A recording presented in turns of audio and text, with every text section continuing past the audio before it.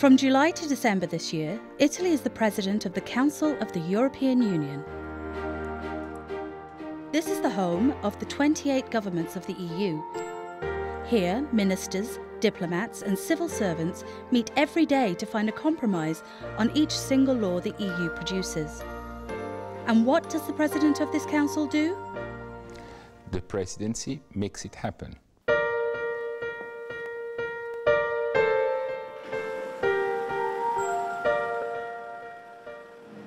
Ambassador Sannino is the Italian permanent representative to the European Union, a bit like the Italian embassy to the EU. During these 6 months, one of the main responsibilities that I will have will be that of chairing Coreper 2, that is the committee of the permanent representatives, which are the ambassadors of the 28 member states to the European Union. The decision process in the European Union has different levels. So first you start discussing at the expert level in what are called the working groups. Then those working groups are giving their work to Coreper, then Coreper to the Council, and the Council to the European Council. The Presidency of the Union means presiding over the different Council formations, with the exception of the Foreign Affairs Council and of the European Council that have a permanent chair. One of the main tasks of the presidency before you start the meetings is to define the priorities. And so to define and set up the agenda for the meetings.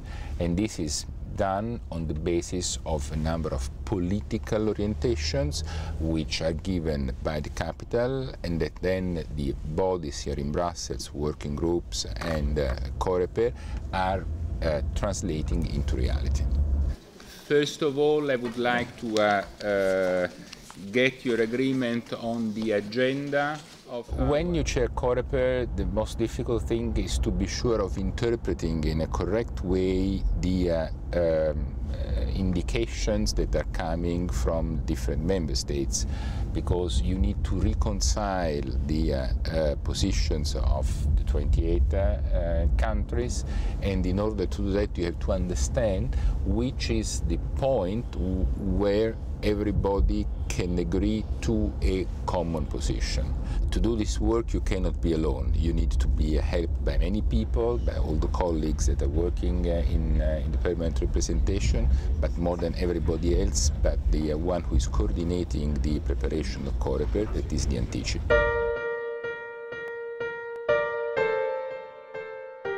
I am called the Antici after an Italian diplomat who created this group in 1975, Paolo Massimo Antici.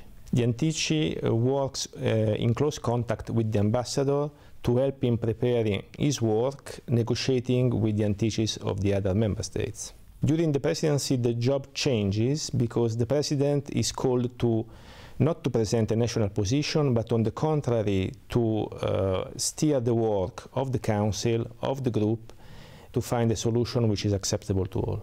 We work all night long. We are always on call, 24/7. I have a long experience of night meetings, and that's necessary because to reach an agreement among 28 member states is very difficult. Meanwhile, another team is working just as hard.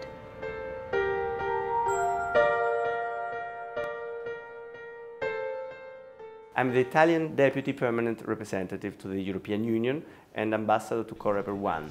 Coreper 1 is the meeting of the 28 European ambassadors in Brussels. It meets twice a week and it prepares and approves legislation and policies on a number of very important sectors such as energy, environment, agriculture, telecommunication, all sectors that really influence the life of the European citizens. It is called Coreper 1 because those areas were the first to be tackled by the European community. The other more political areas, such as foreign policy and defense, came later. If there are no comments, I conclude that the agenda is adopted. During the presidency, I chair the Coreper 1, I prepare the agenda, and I find and I contribute to finding agreements within the group. Then I also chair the negotiations with the European Parliament in order to finalize important pieces of legislation.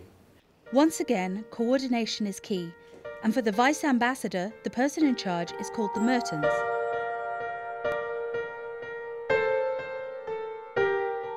I'm called the Mertens after the name of the Belgian diplomat who first chaired this group in 1993.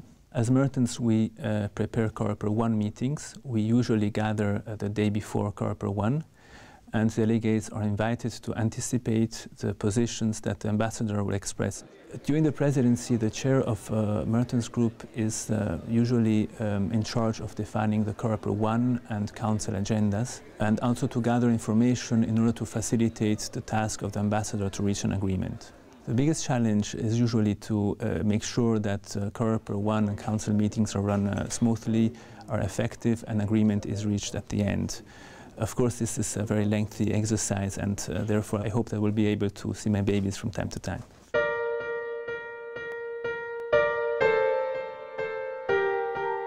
All these agreements that are reached into Coreper 1 and Coreper 2 then need to be negotiated with the other co-legislator, the European Parliament. And during the presidency, the role of our team is to make sure that this continuous dialogue is smooth and effective, and hopefully that it results into successful adoption of European legislation. We will have more than 1,500 meetings, and our team is responsible for organizing all of them. That means calendar, logistics, interpretation, and of course working meals. And there is a big expectation on that because we are the Italian presidency. During the presidency, there is a lot of interest by the press, and of course our team deals with it. For example, we help the ambassador brief the press ahead of council meetings, and we do the same with ministers afterwards. We also do extra media monitoring, and we set up interviews, draft statements, everything in coordination with our colleagues in Rome.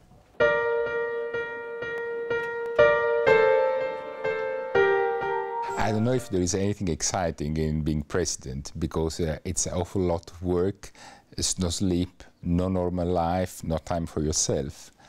But if you consider that next presidency for Italy could happen no sooner than 2029, then you realize that it's once-in-a-lifetime opportunity.